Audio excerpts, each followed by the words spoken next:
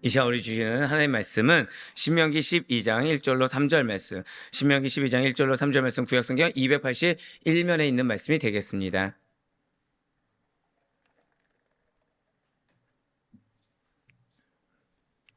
신명기 12장 1절로 3절 말씀 우리 한 절씩 교독하신 후에 마지막 3절 말씀은 한 목소리 합독하도록 하겠습니다. 신명기 12장 1절로 3절 말씀입니다. 제가 먼저 1절 말씀 봉독하겠습니다. 내 조상의 하나님 여호와께서 내게 주셔서 차지하게 하신 땅에서 너희가 평생에 지켜야 행할 규례와 법도는 이러하니라.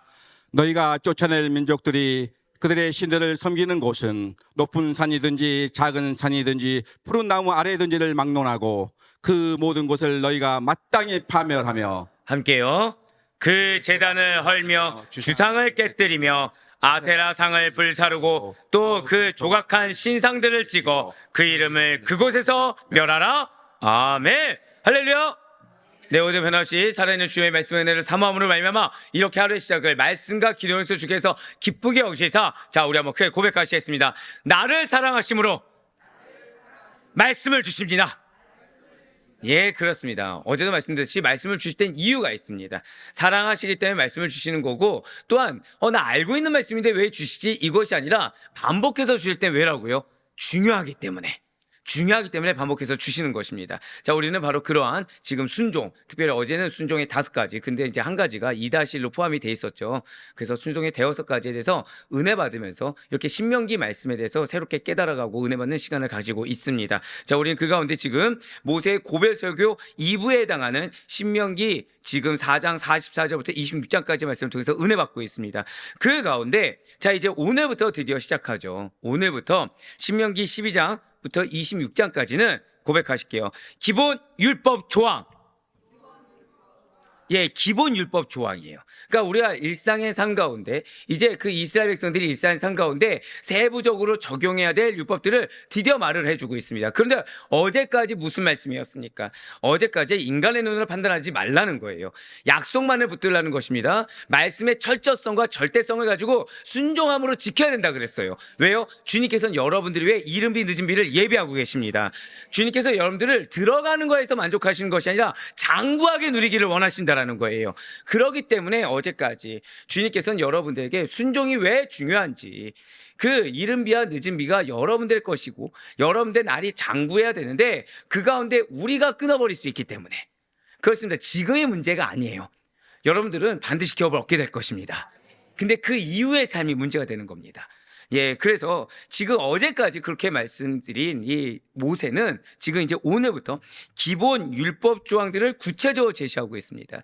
그리고 모세의 고백서고 3부 중에 2부가 제일 많이 차지하고 있죠. 4장 44절부터 26장까지를 말씀드렸어요.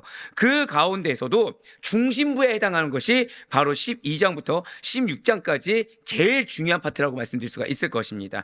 자, 우리가 이러한 기본 율법 조항들을 볼 때 이제 이 기본 율법 조항들을 들으시기에 앞서서 몇 가지 염두에 두어야 될 사항들이 있습니다. 이거는 좀 그냥 들으시면서 지나치셔도 괜찮으실 것 같아요. 첫 번째로, 자, 여러분들 그 모세가 전한 하나님의 율법하면 자, 제일 먼저 뭐가 생각나십니까? 자, 율법들 딱 이렇게 했습니다. 그럼 제일 먼저 드는 생각, 십계명. 와, 스타트부터 제가 생각한 답하고 좀 다르네요. 네. 자, 십계명 다음에 좋습니다. 막 이런저런 율법들을 들었습니다. 그럼 뭐가 생각나십니까? 네. 예배 순종. 아, 거룩한 우리 성도님들 사랑합니다. 예, 제가 너무 다운그레이드 했었나 봅니다. 대다수 율법하면 복잡하다. 아니었군요. 네. 복잡하다. 그리고 굉장히 체계적이다. 굉장히 세밀하다. 이런 거라 생각하지만 아닙니다. 율법 조항들이 도덕법, 크게 도덕법, 시민법, 의식법. 자, 요 정도는 우리가 좀 알아둡시다. 도덕법, 시민법, 의식법 등으로 분야별로 제시되어 있어요. 자, 율법은 어떻게 제시되고 있다고요? 도덕법, 시민법, 의식법. 이것이 분야별로 제시되니까 뭔가 복잡하다, 체계적이다라고 생각하지만 어디까지나 임의적이고 대략적인 구분이라는 거죠. 자, 이 정도가 임의적이고 대략적인 것입니다. 그래서 일견 듣기에는 뭔가 복잡하고 체계적인 것 같지만 사실은 그렇지가 않다는 거죠. 율법 조항들이 현대 법 체계처럼 일목요연하게 체계화되어 있는 것은 아니라는 거예요. 그리고 여기에는 이유가 있다는 것이죠. 그것은 이 율법 조항들은 누구를 위한 것입니까? 이 율법 조항들은 직업 법조인들을 위한 전문 법전이 아닙니다. 즉 법만을 막 연구해가지고 그들이 알 수 있게끔 따다다다 구분해 놓은 것이 아니라 이스라엘 평민들을 위한, 고백하실게요, 율법은 생활 법전입니다. 이걸 기억하셔야 돼요. 율법은 생활 법전입니다. 자, 그래서 말씀은 무엇이다? 명령이라 말씀드렸죠. 법은 명령입니까? 아니면 선택입니까? 명령이죠. 그래서 율법은 생활 법전으로 인식하고 계셔야 돼요. 따라서 이러한 율법 조항들이 고대 이스라엘인들에게 있어서는, 또한 그 이스라엘인들의 그 신앙교육이라든지 삶의 교육을 받은 이스라엘 백성들에게는 일상생활의 흐름과 자연스럽게 연결되는 친밀감, 친근감을 주고 있다는 거예요. 그러니까 우리니까 복잡하고 어렵다고 느끼는 거지, 이스라엘 백성들이 생각했을 때, 이것을 들었을 때는 이거 굉장히 생활과 밀접하네? 이거 그렇게 체계화되지 않고 적용할 수 있는 여지들이 충분히 있네?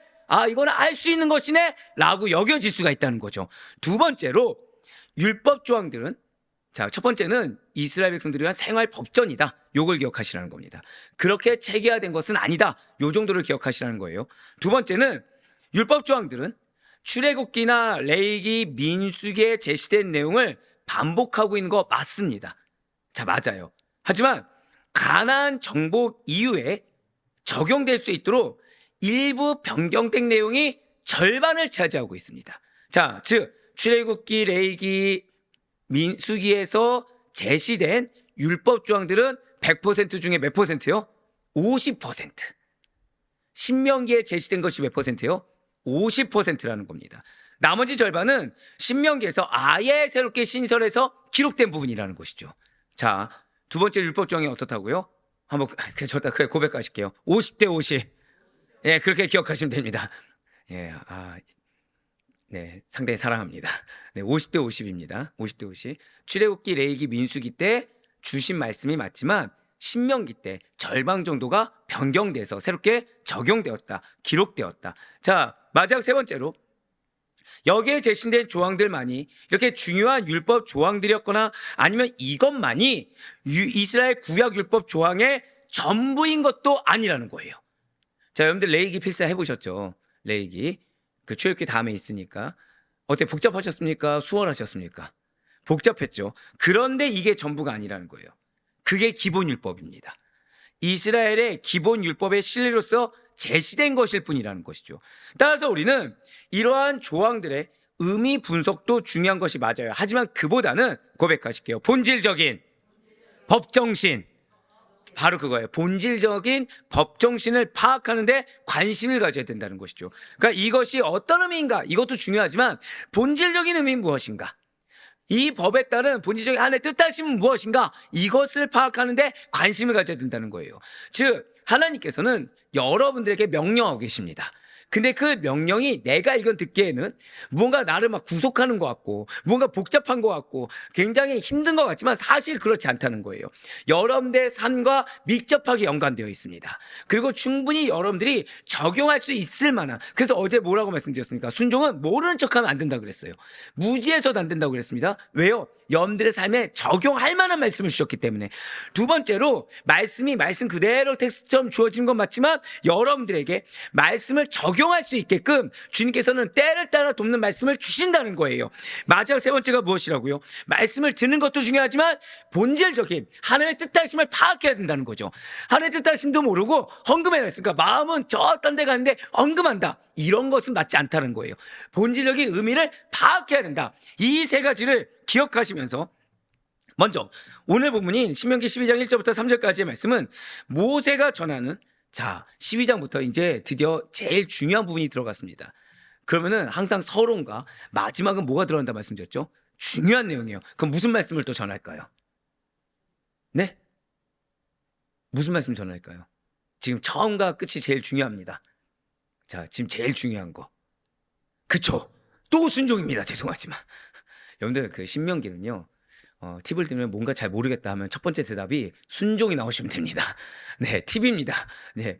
지긋지긋할 정도로 모세는 순종을 어제 순종의 5가지, 6가지 보셨을 때 어떠셨습니까? 그 정도도 체계가 아니에요. 여러분들을 위해서 많이 유학 정리를 해드린 겁니다. 이렇게까지 순종이 다양하다고 할 수 있을 정도입니다. 그러니까 그 순종을 하나님께서 계속 선포하게 했을 때 제가 이걸 말씀을 묵상하고 연구하면서 느낀 거는 피할 곳이 없습니다. 예, 순종을 못할 이유에 대해서 피할 곳이 하나도 없어요. 예, 마찬가지입니다. 오늘 모세는 또다시 모세가 전하는 모든 규례와 법도에 대한 순종을 다시 촉구하고 있습니다. 먼저 오늘 본 말씀인 신명기 12장 1절 말씀을 한번 보도록 하실게요. 내 조상의 하나님 여호와께서 내게 주셔서 차지하게 하신 땅에서 너희가 평생에 지켜 행할 규례와 법도는 이러하니라. 아멘. 자, 지금 붉은색에 표현된 내 조상이 누구일까요? 바로 이스라엘의 조상인 아브라함과 이삭과 야곱을 가리킵니다. 딱 이렇게 세 인물이에요. 이 아브라함과 이삭과 야곱을 가리킵니다. 자, 분명 하나님께서는 다른 누군가가 아니라 자, 가나안 땅을 기업으로 주시겠다 약속 누구에게 하셨습니까? 아브라함과 이삭과 야곱입니다. 그래서 요셉이 안 들어있어요. 아브라함과 이삭과 야곱에게 가나안 땅을 기업으로 주시겠다고 했어요. 비록 모세는 당시에 여전히 가나안 땅에 이스라엘 백성들이 들어가지 못했지만 하나님께서는 이스라엘 조상들인 아브라함과 이삭과 야곱에게 주시겠다 약속하셨던 그 가나안 땅을 취할 것을 확신을 가지고 지금 전하고 있는 겁니다. 즉 내가 들어갈 수 있냐 없냐가 중요한 것이 아니라 주신다는 것에 대한 확신을 가지고 전하고 있다는 거예요. 그리고 실제로 이스라엘 백성들은 이 모압 평지에서 모세의 고별 소교가 있은 때로부터 약 5년 뒤, 몇 년 뒤요? 5년 뒤에 가나안 땅을 완전히 정복하게 됩니다. 그래서 그들의 기업으로 차지하게 된다는 거예요. 자, 여러분들 이 5년 뒤를 들었을 때 어떻게 길다고 느껴지십니까? 짧다고 느껴지십니까? 짧다고 느껴지죠. 왜요? 가나안 땅을 차지하는데 얼마 걸렸다고요? 5년이에요. 절대 고백하실게요. 나의 기업이 머지않았습니다. 앞서 말씀드렸죠. 저는 여러분들이 약속을 성취할 것에 대해서 의심하지 않습니다. 왜요? 이게 정말 신기한 게, 자, 저는 지금 이 새벽 설교 말씀을 신명기를 하고 싶었을까요? 안 하고 싶었을까요? 저는 안 하고 싶었습니다. 진짜. 다른 말씀하길 원했어요. 사실 로마서도 마찬가지입니다. 저희 왜 필사 뭐뭐 있죠? 로마서만 있습니까? 다른 것도 있습니까? 아니요. 예, 같이 붙어 있는 거 말고. 예, 따로 떨어진 거.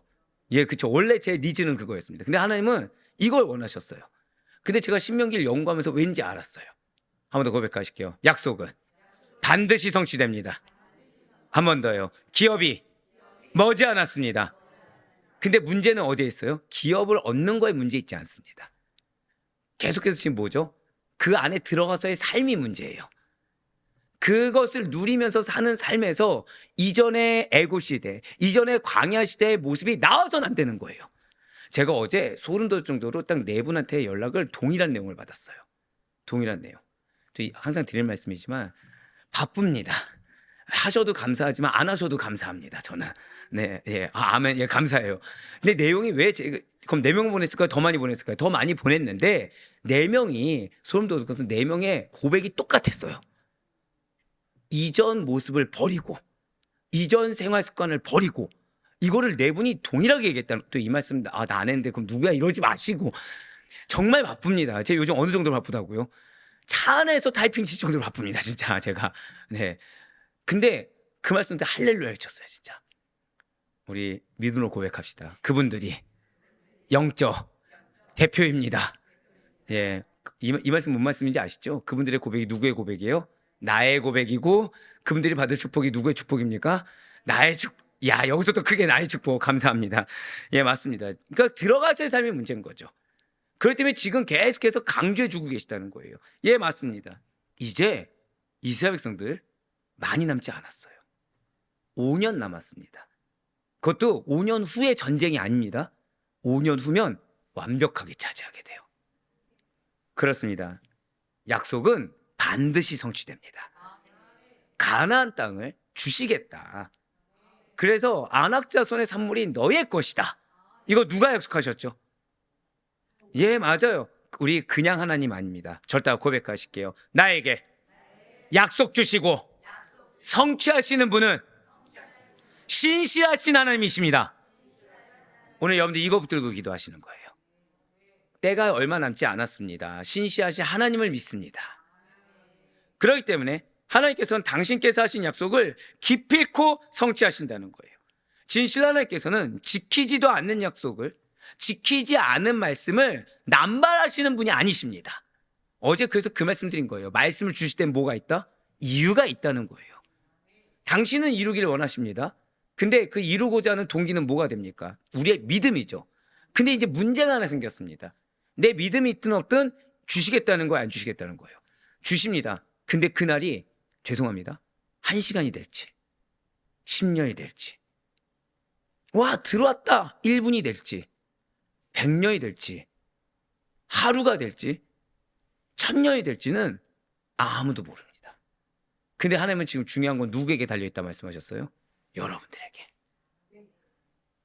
하나마나 말장난이나 거짓말과 헛소리로 상대를 농락하는 법도 없으세요. 즉 하나님은 여러분들의 기도와 인내를 헛되게 만드는 분이 아니라는 거예요. 우리가 생각하는 것처럼 내가 이렇게 기도하고 있는데 왜 응답하지 않아? 그런 분이 아니라는 거예요. 진실 하나님께서는 거짓이 없으시고 유일하게 죄도 없으신 분이십니다. 그래서 성경이 이런 하나님에 대해서 구약과 신약 중에서 이렇게 지금 증거하고 있습니다. 민수기 23장 19절 말씀과 히브리서 4장 15절의 말씀을 같이 보시겠습니다. 하나님은 사람이 아니시니 거짓말을 하지 않으시고 인생이 아니시니 후회가 없으시도다. 어찌 그 말씀하신 바를 행하지 않으시며 하신 말씀을 실행하지 않으시랴. 우리에게 있는 대제사장은 우리의 연약함을 동정하지 못하실 리가 아니요 모든 일에 우리와 똑같이 시험을 받으신 이로되 죄는 없으시니라. 아멘. 정말 믿으시길 바라요. 거짓말도 아니하시고 여러분들을 택한 걸 후회도 안 하십니다. 반드시 행하세요. 죄가 없으시기 때문에 신실하게 행하신 분이십니다. 자, 앞서서 이 율법의 3가지를 말씀드렸어요. 첫 번째가 여러분들이 충분히 적용할 만한, 실생활에 적용할 만한 말씀을 주셨습니다. 우리의 연약함을 어떻게 한다고요? 동정하시는 분이세요. 내 상황을 고려하지 않고 주시는 것이 아니라 한 번 더 고백하실게요. 주실 때는 이유가 있습니다. 그거를 기억하셔야 돼요. 주실 때는 이유가 있습니다. 우리의 연약함 알고 말씀 명령 주시는 거고 우리의 부족함 아시고서도 그것을 해야 되니까 주시는 것입니다.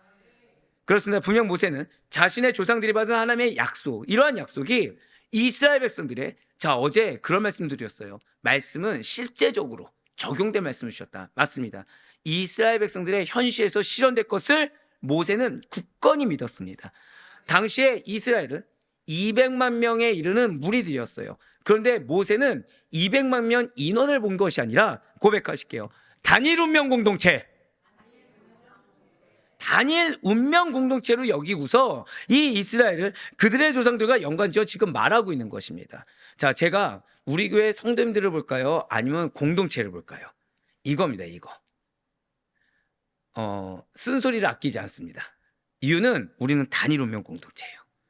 즉, 한 명이 올라가고 한 명은 떨어져 있고, 어떻게 모든 성도들이 다 신앙의 성장에, 죄송하지만 그 꼴을 못 봅니다. 제가 다 성장해야 됩니다. 다 기업을 이루어야 되고, 기업도 그냥 하루 이틀 버티고 있는 것이 아니라 장구하게 누리셔야 됩니다. 왜요? 아델포이라는 이름으로 단일 운명 공동체 가운데 있는 우리는 어떠한 영역에서도 우리는 반드시 약속을 성취해야 된다는 거예요. 예, 바로 그렇습니다. 지금 모세는 그걸 믿었기 때문에 지금 어떻게 들으면 이스라엘 백성들의 입장만 따지면 순종만 이렇게 주구장창 얘기할 거야? 아니면 계속해서 그들이 지루해하지 않을 수 있도록 계속해서 실제로 적용할 말씀만 줄까요? 원래는 그래야 되는데 지금 주구장창 뭘 중요하게 여겨요? 이미 정착한 이후의 삶을 믿고 확신하며 주고 있다는 거예요. 여기는 모세의 의지도 있는 겁니다. 나는 비록 실패하지만, 나는 비록 못 들어가지만 너희들은 반드시 들어가서 승리해야 한다. 너희는 반드시 들어가서 장구히 그 축복과 영광을 누려야 한다. 할렐루야. 그렇습니다. 한 번 더 고백하실게요. 우리는 단일 운명 공동체입니다. 그래서 지금 이제 뒤에도 나오겠지만 한마디로 이전에도 나왔죠. 묻어가서도 안 된다는 거예요. 능동적. 자, 겸손이 무엇이라고요? 능동적이고 적극적인 참여라고 말씀드렸습니다. 그러면서 순종을 얘기했죠. 모두 다 함께 해야 된다는 거예요. 왜요? 단일 운명 공동체이기 때문에 누군가 한 명이 가만히 있거나 누군가 한 명이 뒤처지면 그거에 대한 고스란히 피해는 앞에서 이끄는 자들이 된다는 겁니다.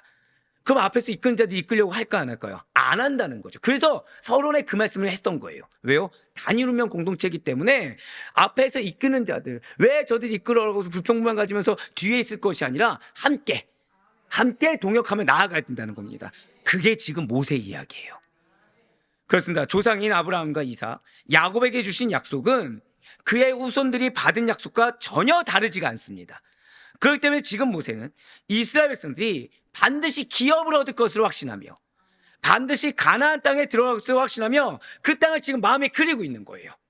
제가 여러분들을 위해서 기도할 때 이렇습니다. 기업을 그리면서 비전을 그리면서 가나안에서 지켜야 돼. 자, 좋습니다. 한번 여쭤볼게요.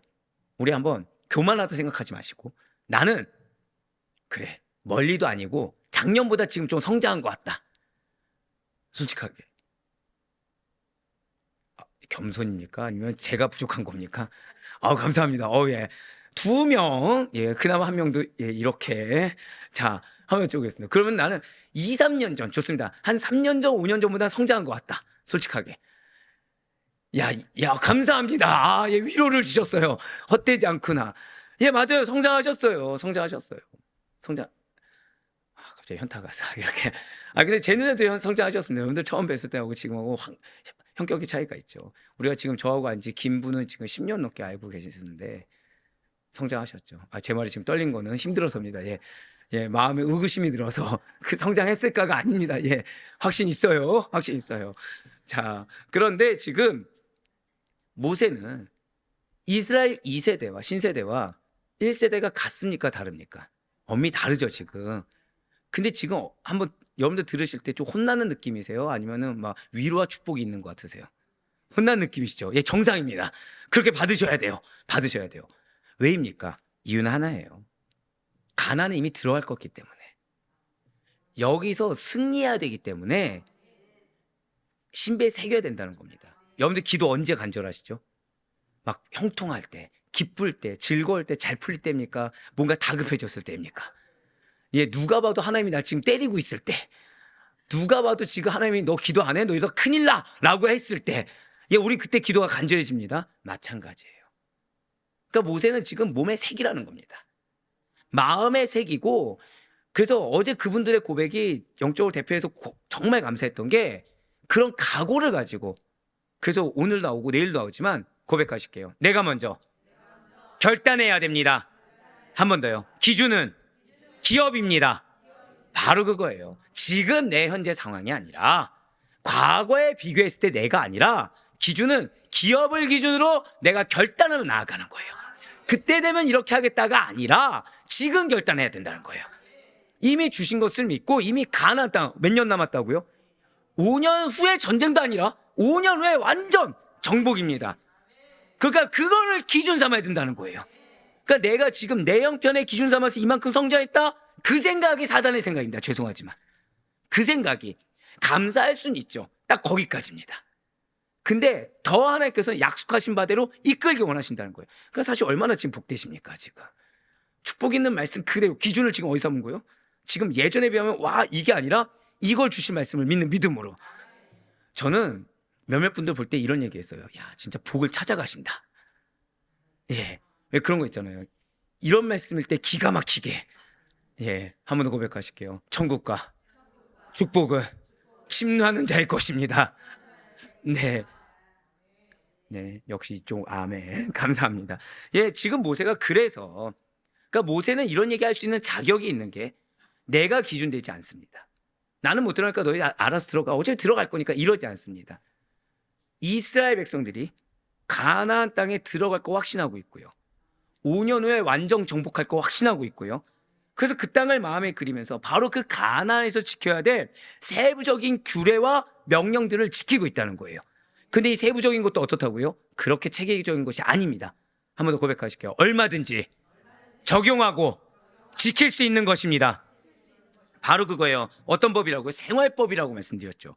마치 여행을 떠나는 자녀들에게 이 여행지에서 지킬 안전수칙을 가르치는 부모처럼 이제 앞으로 기숙사 생활하기 위해 집을 떠나는 자녀에게 타지 생활에 있어서 중요한 팁을 미리 알려주는 부모의 마음을 담아서 상세하고도, 하지만 그들이 듣기에 이거 얼마든지 지킬 수 있는 생활법이네 라는 것을 마음을 들 수 있을 정도의 규례와 명령들, 하지만 반드시 지켜야 될 절대성을 가지고 가르쳐주고 있다는 것입니다.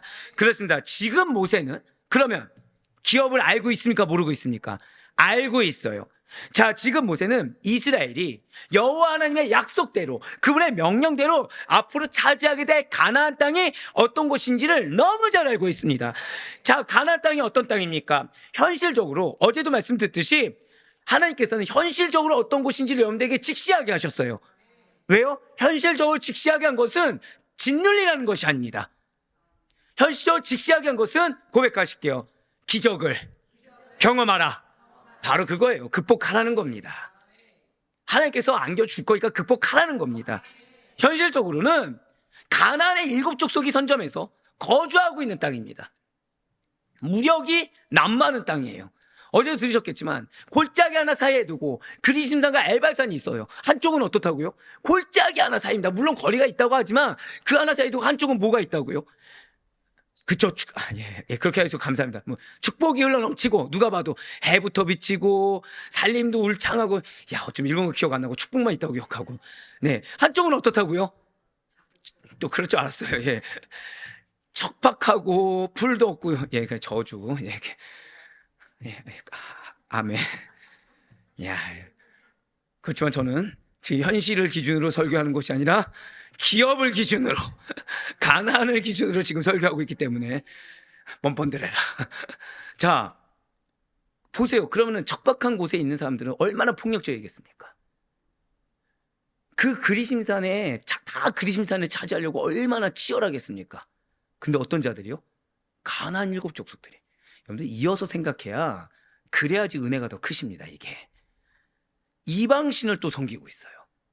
단 한 명의 없이 이방신을 섬기는 우상 숭배의 죄악으로 가득 차 있는 땅이 바로 가나안입니다. 그래서 말씀드렸죠.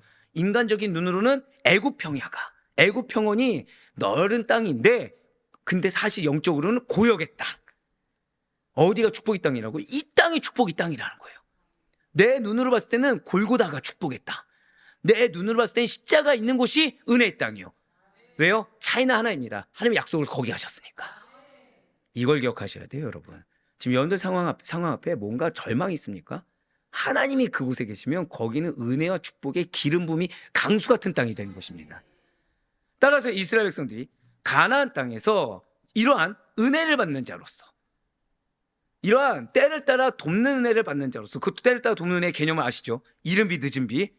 그런 은혜를 받는 여호와의 성민이자 하나님의 백성으로서, 자, 기준은 뭐였습니까? 의와 거룩함이었죠.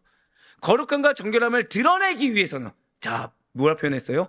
고백하실게요. 나의 삶을 통해 거룩함과 정결함이 드러나야 합니다. 이걸 기억하셔야 돼요. 그렇게 드러내기 위해서는, 그 다음 메시지가 뭔지 아십니까? 승리하기 위해서는, 여러분들의 승리의 통로는 뭐예요? 거룩함과 정결함입니다. 믿는 자 다움이에요.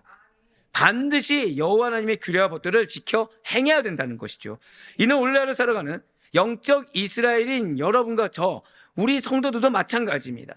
저와 여러분은 구원받은 하나님의 백성으로서, 특별히 이 세상과는 구별된 모습을 보여주기 위해, 증거하기 위해 사명을 받은 자로서 우리는 이 자리에 서 있는 것입니다.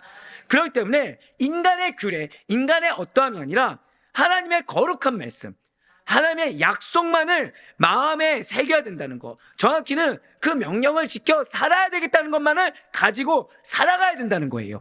그래서 모세는 이렇게 선포하고 있는 겁니다. 레위기 19장 2절 말씀입니다. 너는 이스라엘 자손의 온 회중에게 말하여 이르라. 너희는 거룩하라. 이는 나 여호와 너희 하나님이 거룩함이니라. 아멘. 고백하실게요. 너희는 거룩함을 증명하라. 이겁니다. 이유가 왜라고요? 우리의 하나님께서 거룩하시기 때문에. 그걸 모세 보고 온 회중에게 말을 하는 거예요. 너희는 거룩함을 증명하라.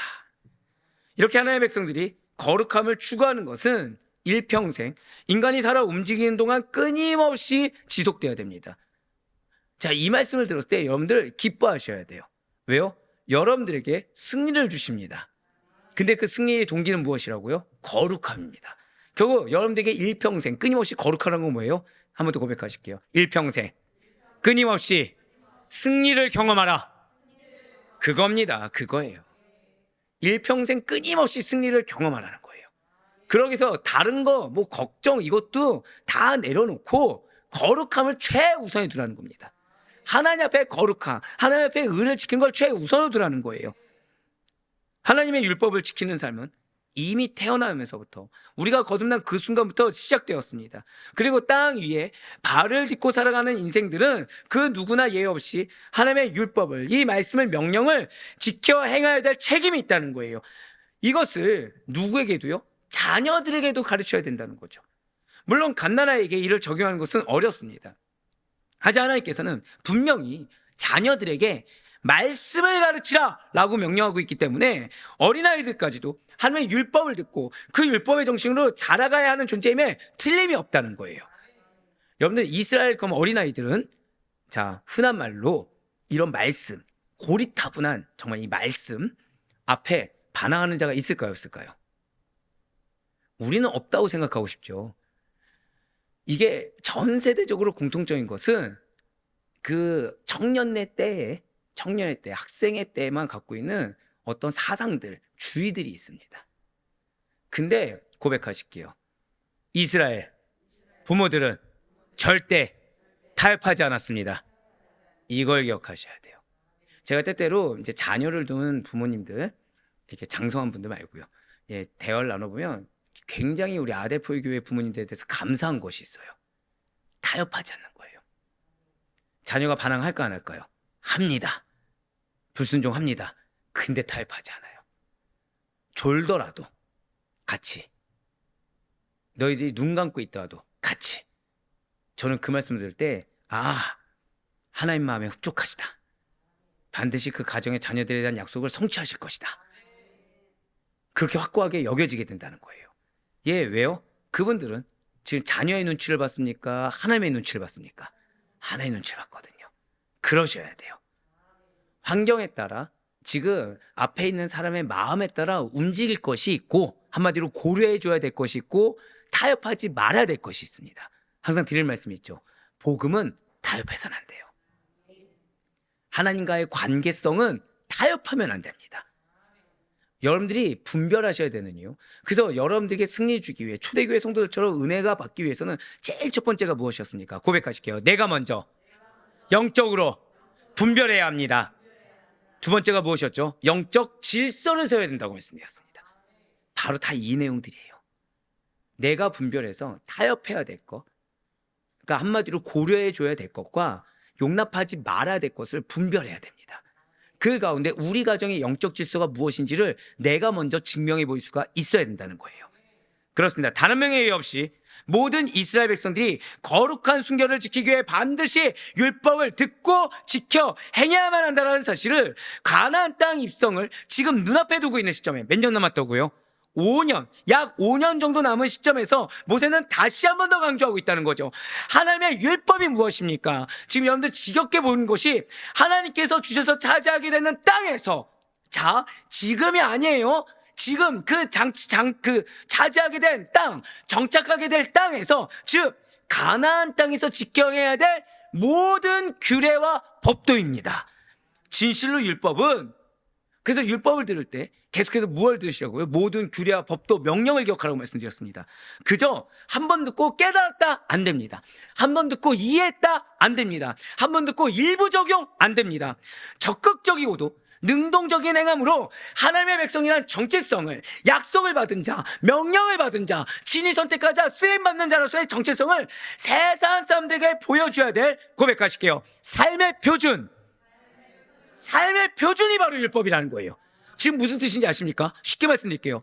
여러분들의 적극적이고도 능동적인 순종을 통해서 하나님께서는 여러분들 가정에 새롭게 삶의 표준을 세우시겠다는 거예요.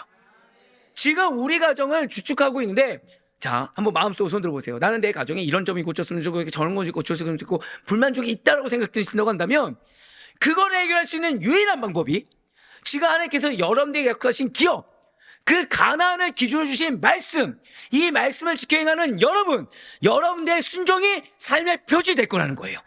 가정의 표준이 될 거라는 겁니다. 사단은 뭘 보게 하는지 아십니까? 뭐가 가정의 문제고 부족한지 계속 그것만 보게 하실 거예요. 근데 나는 지금 뭐 보라는 거예요? 약속 보라는 거예요. 약속은 과거입니까? 미래입니까? 미래죠. 여러분들의 삶의 표준을 그 약속에 맞춰가라는 겁니다. 하나 말씀드리면, 저희 자녀가 고등학교에 갔어요. 애가 생각, 마인드, 가치관이 완전히 바뀌었습니다. 예전에는 같은 또래 친구들이 기준이었고, 그리고 예전에는 죄송하지만 자신의 삶과 교회를 그냥 뭉뚱그려서 이렇게 갖고 있었습니다. 근데 사실 어떻게 하고 있어요? 여기서만 잘하면 되지, 약간 이런 게 있었어요. 근데 학교를 갔습니다. 자, 지금 새 가족들 많이 옵니까 안 옵니까? 많이 오죠. 갑자기 이제 애가 막 설사도 하고 토하기도 할 정도로 부담감을 엄청 느끼는 거예요. 그러면서 기준이 뭐가 된지 아십니까? 기준이 지금이 아니라 이미 자신을 세울 비전을 딱 잡고서 그거 기준으로 가는 거예요. 그거 기준. 그러더니 너무 감사한 거는 사실 공부하고 거리가 먼 친구였거든요. 근데 지금 공부를 할까 안 할까요? 하고 있는 거예요. 최소한 부끄럽진 않아야 돼. 예전에는 부모님께 부끄럽지 않아야지 이거였다고 한다면 지금은 뭐예요? 자신이 하나의 기준이 되고 있다는 거예요. 목회자 자녀도 아니고 그냥 교회 다니는 애의 기준이 되고 있다는 거예요. 그러니까 그 부담감을 느끼기 시작한 겁니다. 그러니까 기준이 지금 내가 고2 이게 아니라 뭘 붙잡고 있다고요? 쓰임받는 그때를 기준으로 삼고 있는 거예요. 그러니까 이 얘기를 나온 게 사실은 이제 매 주일마다 이제 섬기고 하고 있어요. 그러니까 힘들지 않아 그랬더니 힘들지 않다는 거예요. 지금 이게 다 과정이라는 거예요. 와, 되게 여러분들한테 감사하면서 제가 되게 부끄러웠어요. 제가 힘들다고 하는 건 보통 뭘 두고 힘들다고 하죠? 지금 현실에 닥친 문제. 내가 지금 짊어지고 있는 짐, 이걸 힘들다고 했습니다. 근데 하다못해 아이조차도 지금 기준이 약속을 기준으로 갖고 있는 거예요. 알든 뭐든 약속을 기준으로 삼고 있는 거예요. 그러면서 지금 삶의 기준, 지금 삶의 적용을 지금 누가 세워가고 있어요? 하나님이 그 약속을 기준으로 삼고 살게 하고 있다는 거죠. 지금 그겁니다. 지금 성도라는 정체성을 가진 우리예요. 지금 하나님께서는 여러분들 통해 여러분들의 가정의 삶의 표준을 세우기 원하십니다. 그는 이전의 것을 기준으로 삼는 것이 아니라 약속을 새롭게 주실 자, 애굽에서의 삶의 표준과 광야에서의 삶의 표준 같습니까? 다릅니까? 다르죠. 광야에서의 삶의 표준과 가나안 전쟁 때의 삶의 표준 같습니까? 다릅니까? 다르죠. 그럼 가나안 전쟁과 정착했을 때의 삶의 표준 같을까요? 다를까요? 다르겠죠. 근데 하나님 지금 아예 어디를 표준 삼기를 원하세요? 정착. 고백하실게요. 우리의 가정의 삶의 표준은 기업 이후입니다. 이거를 맞춰 가셔야 돼요. 지금 주신 말씀은 계속 그거예요. 그러니까 지금 버겁습니까? 안 버겁습니까? 솔직히 버거우시죠? 당연하다는 거예요. 하지만 그 삶의 표준의 기준을 그날로 잡고 가는 자들은 버거운 것 같지만 버겁지 않습니다. 왜요? 계속 승리하게 되거든요. 한 번 더 고백하실까요? 점점 익숙해지고 당연해집니다. 그거예요. 그래서 있는 자는 어떻게 된다고요? 더 있게 되는 거고, 없는 자는 계속 없으면서 이유도 찾지 못한 채 왜만 하다 끝나게 된다는 거예요. 분명 성도라는 약속을 받은 정체성을 가진 우리들은 평생도록 오직 한 길, 예수님께서 보여주신 진리의 길로만 가야 됩니다. 내가 보지 못한 걸 보고 계신 분이기 때문에, 내가 감히 걸을 수 없는 길을 먼저 걸어가시는데 우리를 껴안고 가시기 때문에, 세상은 예수님께서 제시하신 바른 길이 아니라 몇몇 사람들이 만들어내, 그래서 그 순간 혹할 만한 기발한 아이디어와 독특한 방법을 따르고자 하고 여러분들을 그렇게 미혹합니다. 차근차근 밟아가게 하지 않아요. 지금 그 순간만 살짝 피하게 만든다는 거죠. 사람들이 만든 제도나 법은 상황에 따라 한시적으로 적용되고 때로는 인간들에게 너무 현명해 보이고 유익하게 여기는 것들은 많이 있습니다. 하지만 아무리 뛰어난 제도나 규칙이라고 하더라도 영원하지가 않다는 거예요. 교회만 해도 보세요. 자, 2000년대 초반에 이렇게 막 부흥했던 프로그램들이 있습니다. 지금도 적용되고 있을까 안 되고 있을까요? 하나도 안 되고 있습니다. 그러면 2010년대 때는요, 마찬가지라는 거죠. 근데 변치 않는 건 무엇이냐? 두 가지, 말씀과 기도라는 거예요. 그것도 어느 정도요?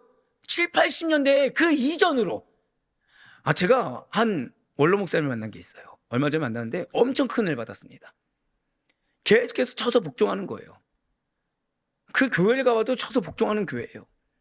어떻게 그러시냐 그랬더니 그런 말 하지 말라는 거예요. 교만해진다는 거예요. 기준이 어디죠? 로마 교회, 예루살렘 교회, 초대교회가 기준인 거예요. 그러니까 지금 내가 다른 교회들에 비해서 이렇게 하고 있다가 기준이 아니라 기준이 뭐예요? 하나님의 말씀.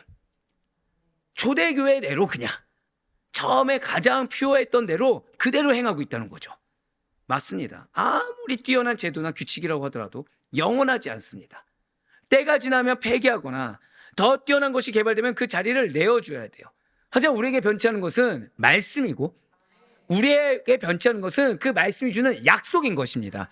사랑하는 성도 여러분들, 지금 모세는 순종을 강조하면서 율법이 무엇인지, 그리고 이 율법이 평생토록 다른 것을 첨부하지 말고 절대적으로 지켜야 될 유일한 하나님의 명령을 다시 한 번 더 강력하게 선포하고 있어요. 그래서 율법의 참된 세 가지 의미를 내포하면서 여러분들에게 오늘 전하고 있다는 거죠. 그리고 이것은 우리 역시 마찬가지라는 것입니다. 우리의 정체성은 예수님의 제자예요. 정확히는 약속을 받은 예수님의 제자입니다.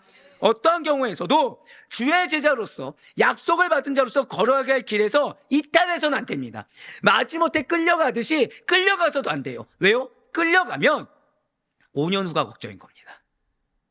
끌려가면 5년 후가 걱정인 거예요. 여기서 5년을 또 문자적으로 듣지 마시고 지금 가나안 몇 년 후에 정착한다고요? 5년 후에 그 뜻입니다. 그리스도가 유일한 구원의 길이듯이 그리스도의 제자가 되는 방식에도 쓰임받는 제자, 약속을 성취하는 제자가 되는 방식에도 변화가 없습니다. 약속을 기업을 얻게 되는 공식 역시도 동일합니다. 진실은 우리는 영원히 변치 않는 하나님의 법만을 따르며 진리 되신 예수님만을 주어진 명령 그대로 섬기고 따라할 줄 믿으시길 바라요. 그래서 사도 요한이 우리에게 이렇게 권면하는 것입니다. 요한일서 2장 24절과 25절 말씀 보도록 하실게요. 너희는 처음부터 들은 것을 너희 안에 거하게 하라. 처음부터 들은 것이 너희 안에 거하면 너희가 아들과 아버지 안에 거하리라. 그가 우리에게 약속하신 것은 이것이니 곧 영원한 생명이니라. 아멘. 어떤 사람들은 자신들의 취향이나 욕구, 편의에 따라 상황에 따라 그리스도를 따르기도 하고 세상을 따르기도 합니다. 그래서 처음부터 주신 말씀 다 기억하지 않고 그냥 내가 듣고 싶은 말씀만 차용해서 적용하고 난다는 거예요. 나는 자신들은 목적도 있습니다. 비전도 있다고 여기지만 사실은 그러한 자들에게 소망이 없다는 거죠. 살아도 주를 위해, 죽어도 주를 위해. 그렇게 외쳤던 사도 바울과 같이 초지일관, 오직 하나님을 위해, 오직 예수 그리스도를 위해 살아가는 성도가 되어야 된다는 것입니다. 흔들림 없이 주를 위해 사는 자, 흔들림 없이 약속을 믿고 나아가는 자는 하나의 인정을 받으며 하나의 약속에 참여하는데 어떻게 참여한다고요? 이른 비와 늦은 비를 맞아가면서 어떻게 참여하신다고요? 장구하게 어떻게 참여하신다고요? 영광과 복락을 누리며 참여한다는 사실을 잊지 마시길 바라요. 우리 속담에 가다가 중지하면 아니가만 못하다는 말이 있습니다. 무슨 말입니까? 어떤 일을 하다가 도중에 그만두려면 아예 처음부터 하지 않는 편이 낫다는 거예요. 성도가 약속을 믿고 참여했어요. 예수 그리스도를 잘 따라 걸어가다가 중간에 어떤 일들이 존재하는 겁니다. 어려움이 존재하는 거예요. 그래서 나는 그 길을 벗어났다고 안 했지만 지금 문제가 있습니다. 여러분들 그러고 기억하셔야 돼요. 약속을 받잖아요. 우리는 길을 내가 걷는 것이 아니라 사실은 에스컬레이터 위에 있는 거랑 똑같습니다. 자, 뭐라 말씀드렸어요? 에스컬레이터. 그럼 나 가만히 있어도 되겠네? 그 자리에 가만히 있는 게 순종입니다. 사실은 뭐 하고 있는 거예요? 그 위에서 무언가 하고 있는 거죠. 하나님 말씀하신 거 하고 있으면 자연스럽게 목적까지 올라간다 안 올라간다? 올라가는 거예요. 불순종해서 서 있는 게 뭔지 아십니까? 역행하는 거예요. 뭐라 말씀드렸죠? 역행하는 겁니다. 여러분들 에스컬레이터 거꾸로 가보신 적 있습니까? 없습니까? 저는 많이 있습니다. 힘듭니다. 예, 그거 있잖아요. 막 내려가는데 아저씨 이거 누구 하셨어요? 할 때 어떻게 해야 되죠? 막 뛰어가야 되죠. 자, 뛰어갈 때 원래 달리는 속도로 달려갈 수 있습니까? 배로 힘듭니까? 솔직히 말씀드릴까요? 창피함까지 더하면 두세 배로 더 힘듭니다.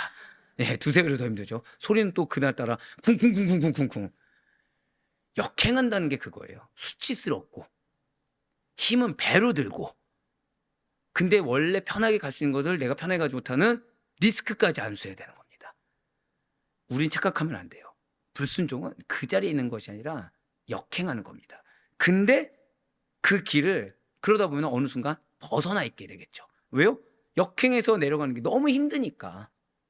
그러면 이전의 삶을 모두 다 소용없게 만드는 것과 동일합니다.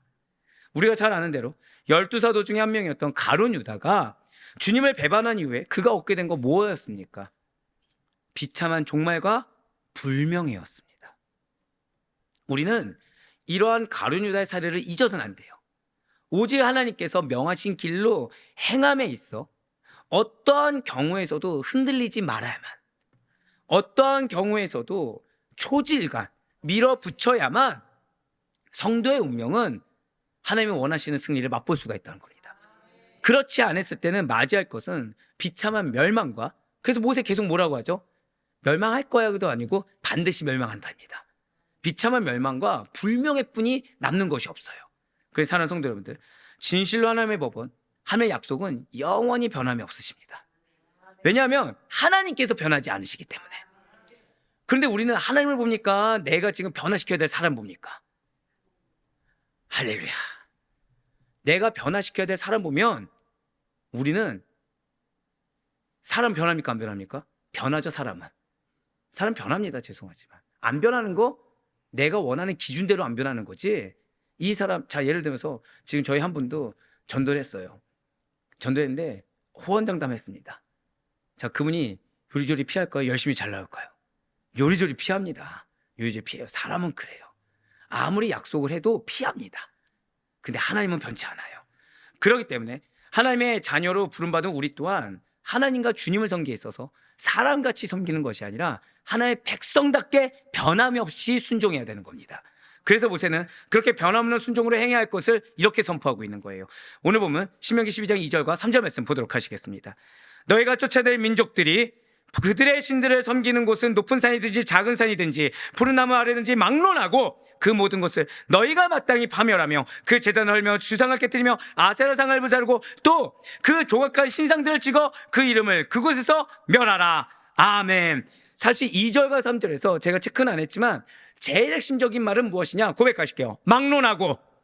막론하고입니다. 뭐 따지지 말고 뭐 해야 된다는 거예요? 멸하라는 거예요. 지금 모세는 이스라엘 백성들을 향해 가나안 족속들이 섬기는 신들과 신당, 제당, 우상들을 모두 다 막론하고 파멸시켜라, 파괴하라라고 하고 있어요. 누구를 위한 명령입니까? 이스라엘 백성들을 위한 명령입니다. 이스라엘 백성들이 우상 숭배에 빠지지 않고 순수한 여호와 신앙을 보존함으로 온전히 승리할 수 있도록 하기 위함이라는 거예요.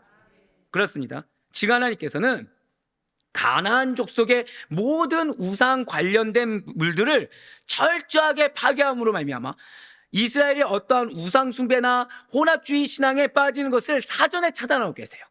자, 말씀 주는 이유가 무엇이라고요? 사전에 차단시키는 겁니다. 바로 여기서 우리가 나를 향한 굉장히 중요한 건 한 가지를 깨닫게 돼요. 그것은 우리가 정말로 죄악에 빠지지 않고 경건한 신앙을 보존하려고 한다면 먼저 내 마음을 지키는 거는 계속해서 얘기했죠. 이제 드디어 하나가 더, 여러분들의 생활법을 위해서 하나가 더 추가됐습니다. 우리 주변에 있는 모든 범죄 요소를 철저히 제거해야 된다는 거예요. 그래서 어제 그분들 4명의 고백이 귀했던 겁니다.